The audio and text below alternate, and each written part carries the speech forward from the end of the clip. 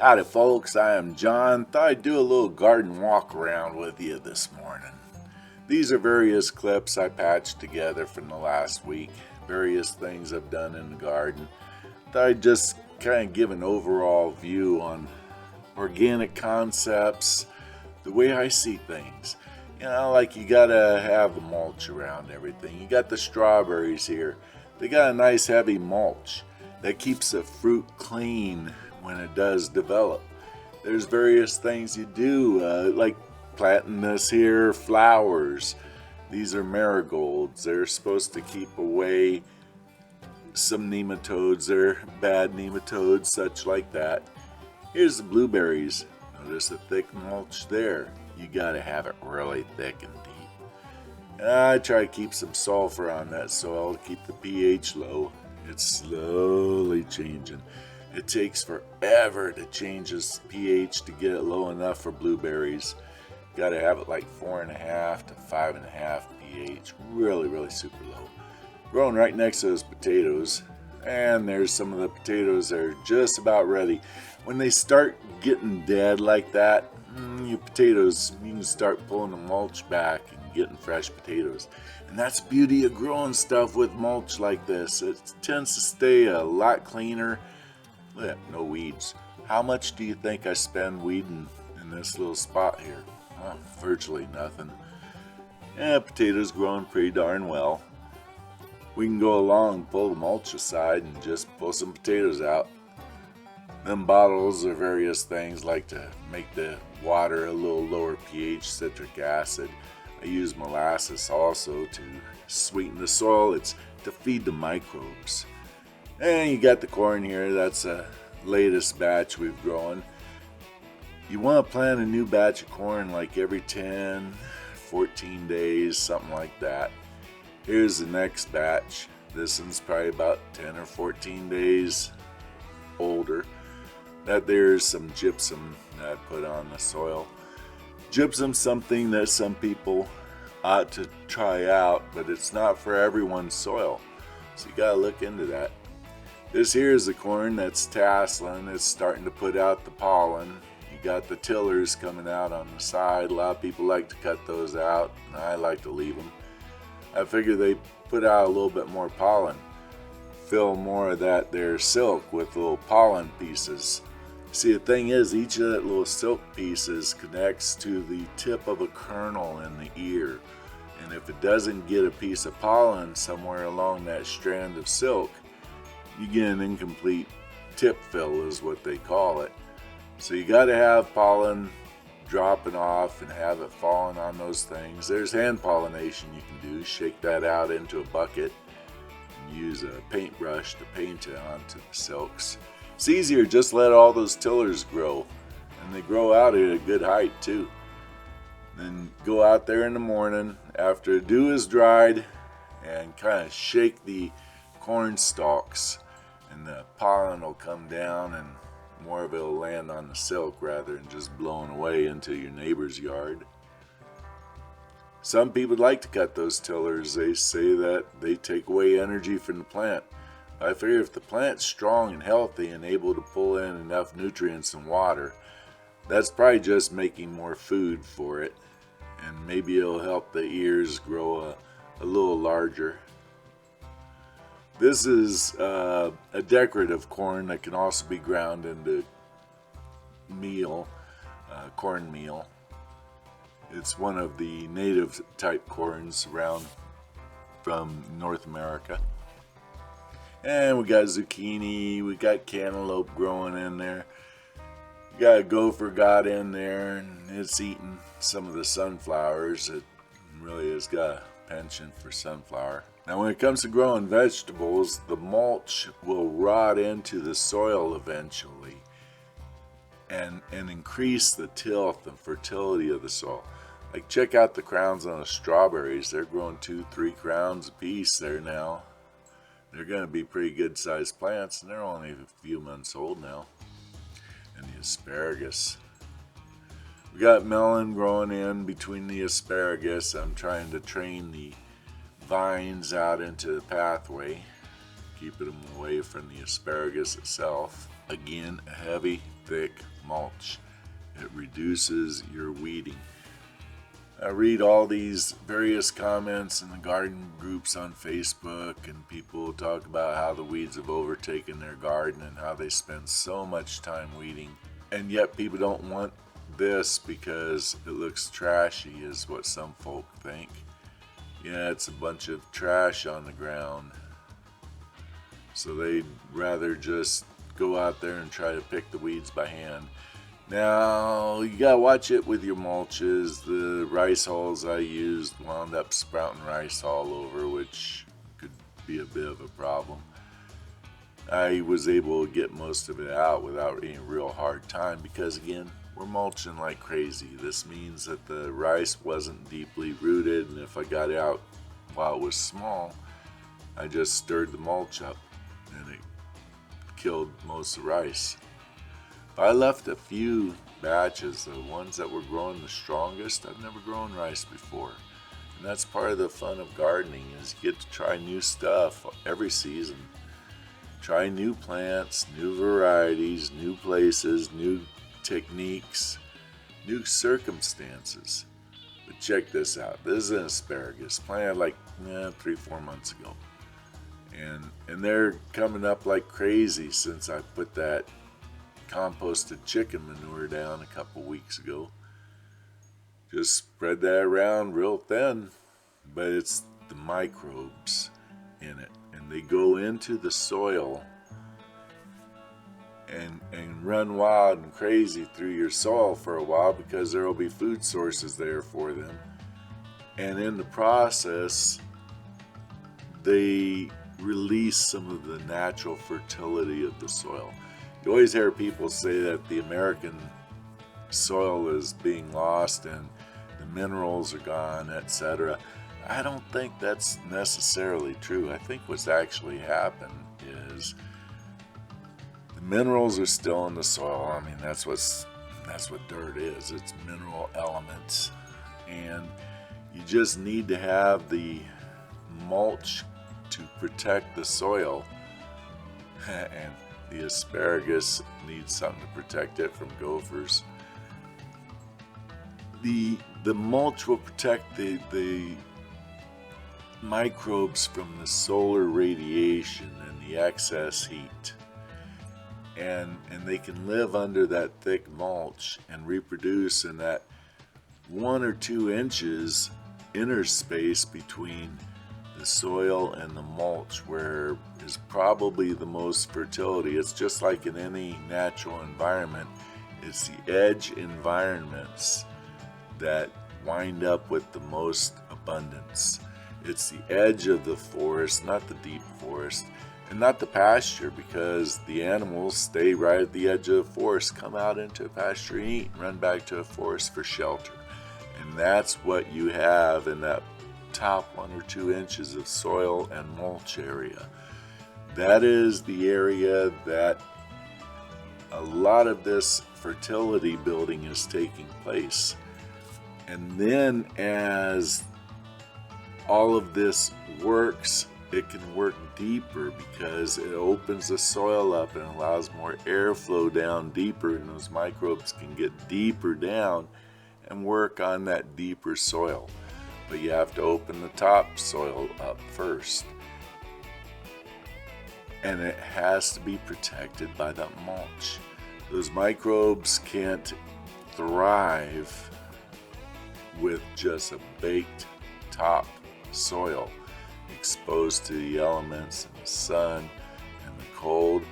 They need this kind of a more even regulated temperature that the mulch gives them. There we got flowers to a watermelon. Now, sometimes when you're gardening, you're gonna find yourself pulling boneheaded decisions, like me climbing beans right next to a fig tree. And now I can unwrap them, and when the camera was off, I went ahead and used both hands and unwrapped that vine and stuck it back on the fence. I just did that for this year. Another thing too is you only need 1 or 2 zucchini plants. Don't plant too many. Otherwise, you're gonna wind up hating zucchini by August, which is what I do every year. Oh yeah, I like zucchini that first couple months, but after a couple months I've had enough of it. Now you got male and you got female flowers on zucchinis, cucumbers, watermelons. That's male there. The female flower will have the fruit at the bottom. It has to be pollinated to get a proper look and appearance. If you see them kind of deformed and kind of bloated up and skinny and all in the same fruit, it might be that it was incomplete pollination. So you really have to go through your squash plants and pull out the lower leaves. Get rid of all that stuff that's against the ground and getting kind of compromised. Now here's a squash that had incomplete pollination. It wound up looking funny. If you remove those leaves, it gives a little bit more space for the bees to see the big yellow flowers. And the ones at the base are the ones that are most likely to be picking up a lot of disease. Squash can't really live too many months before it starts to get old and susceptible to disease. So I'd recommend do 2 or 3 plantings of your squashes, your summer squashes and zucchinis. Do 2 or 3 plantings each summer. Your first one that you're going to be excited about, your second one that you probably just need 1 plant, and then a couple months later, your third one. Don't leave them to where they're starting to get diseased and you're trying to work hard to save them so you can get a last couple squash fruits, when you could have just stuck another seed in the ground 10 feet away and had one start to produce them before the last one was really getting sick. And that's part of gardening. It's a succession planting, it's interplanting, rotations, all of these things. After a while you kind of just do because you know this works, and you don't even really have to explain to yourself why it does. But for instance, when it comes to lettuce, for instance, don't just plant a 20-foot row of lettuce and think that's your lettuce for the year. You plant 2 or 3 lettuce plants every month. And you keep those 2 or 3 leaf lettuces as what you use for your sandwiches and salads and everything like that. But you have to keep planting them, because after a while the lettuce plant will want to go to seed, and then it'll taste bad. And it's better to have a new one ready beforehand. And when you got something like this squash here that's all sickly looking, we don't need that. It doesn't need to be in there attracting pests and disease, perhaps serving as a locus of infestation. But look how good this soil is. It's been 4 or 5 days since it's been wet, since it's been watered, and you can see it's got, pretty good moisture content. Deeper down, it's probably a little moister. And that's another thing you need to do now and then. Just dig your hands into the soil. See what it feels like, kind of visualize the roots going through them. Remember, roots are going to move easier if the soil is soft. They're going to be able to push through with greater efficacy and with less stress and work and expenditure of resources on their end. The better you can make your soil, the better your plants are likely to be. And it's not just that, just the movement of the roots. It's also the fact that if your soil is soft, you've got the right air and moisture balance potential for the microbes and the fungus to exist and thrive themselves, because they're really the key to this whole thing. It's a very dynamic system. You have to have the microbes and the fungus working, but they require a certain level of moisture and a certain level of air too. So you don't want to drown them, you don't want them to get too dry. And now either of those extremes, enough will live so that when that bad period is gone, you can rebuild their numbers. And you can stimulate them by pouring a little bit of sugary liquid into a big bucket of water and use that for watering. I'll use molasses. It's not that you're feeding the plants with molasses to make them sweeter. Plants don't take up molasses anyway. The microbes will work on the molasses. The molasses is their energy source. Those suckers are going to be so spun out and sugared, they're going to be like a whole bunch of 6-year-olds drinking Mountain Dew all day. They are going to be doubling their numbers every few hours. I mean, the potential for that is there. And when they do that, they're going to go wild and crazy and reproduce and bring fertility back. A lot of these things that people say, do this, do that in the soil, they think it's actually benefiting the plant and helping the plant in some way, but really what it's doing is helping the microbes. And those microbes in turn help the plant because they work in a symbiosis fashion. A lot of these bacterias, they cannot make their own sugars. They have to get it from something like the plant or use sticking molasses and molasses water in the irrigation. They have to go to the plant and make an exchange. They're capitalists. And the plant says, I need an ion of nitrogen.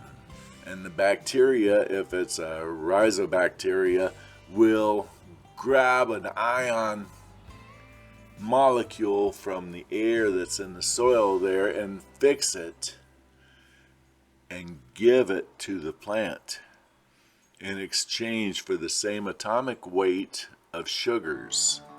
And then the bacteria has another food source. It needs a mix, and they gotta have, just like anything else, you got your certain roughage, you got your protein, you got your carb sources. They're kind of similar. And when we want to build up their numbers quick, we give them a little bit of sugar, let those dudes go riot for a couple weeks, and then they're going to build the fertility back. And anytime you're walking through the garden and you see a weed, you just work it out. Now look how deep this mulch is around these plants. That's why there's so very little weeding.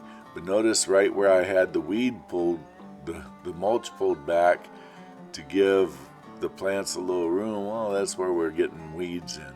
So here and there I'll have one that I'll have to pull there. It's right next to the plants that we're wanting to cultivate. But for the most part, the thick mulch keeps the weeds down to nothing. And it's giving that blanket of insulation, the proper moisture and temperatures. And you got your cucumbers. It's a good thing to kind of prune your cucumbers to one vine until they get maybe a foot tall or so. And that way it's easier to keep those lower leaves off and reduce disease issues.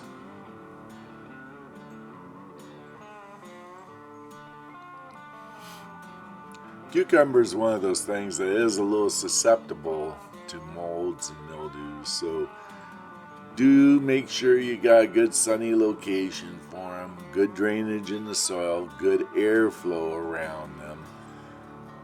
It's good to have them growing up a vine, growing up a fence like a vine should. Makes it easier to pick the cucumbers and to see them. You're not going to have them get lost in all the tangle of foliage as much. This here is a compost. I just keep adding compost from the kitchen or any weeds we pull. Plants we harvest that don't need the rest, we stick it in there and then just keep adding compost over. And And that at the end is compost 3 months ago, and we've planted potatoes on top of it now. And all of this area was done like that. That's how we were able to expand the soil and garden area and still have it be very, very fertile.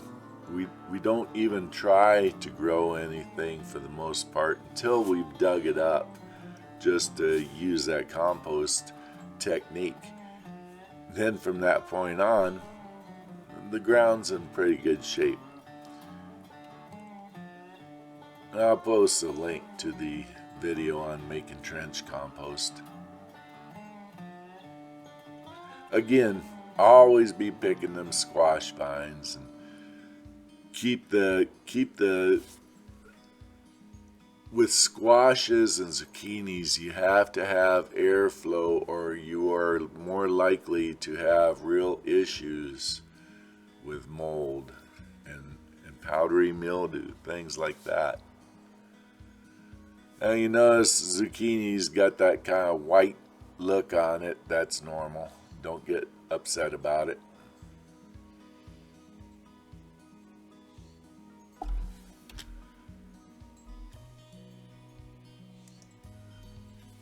A lot about gardening is just kind of routine stuff. Figure out what you do for animals, for yourself. You don't want too much sun, but you don't want to be too shaded. You gotta have a little bit of shade. You gotta have the water and food when you want it.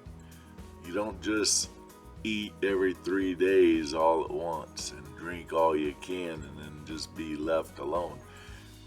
That's why the soil has to be right. If your soil is right, you can water every 4 or 5 or 7 or 10 days, or maybe longer. It depends on your weather, the time of year, the type of crop. But there are people that get by with hardly any watering ever because they got really thick mulch.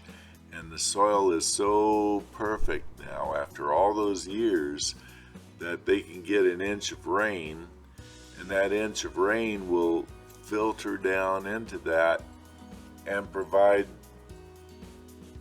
recurring moisture for the plants for a long time. We generally say that plants in the garden need about an inch of rain or irrigation every week. I probably go a little beyond that because it gets hot here and we've got pretty quick draining soil. And even though we've been trying to build it up through the years, it still needs a little bit more. Then you got things like cactus growing up on their own here and there. From the sliced cactus I was using as mulch. Some of that's starting to root, so I'll have to make sure I keep an eye on that.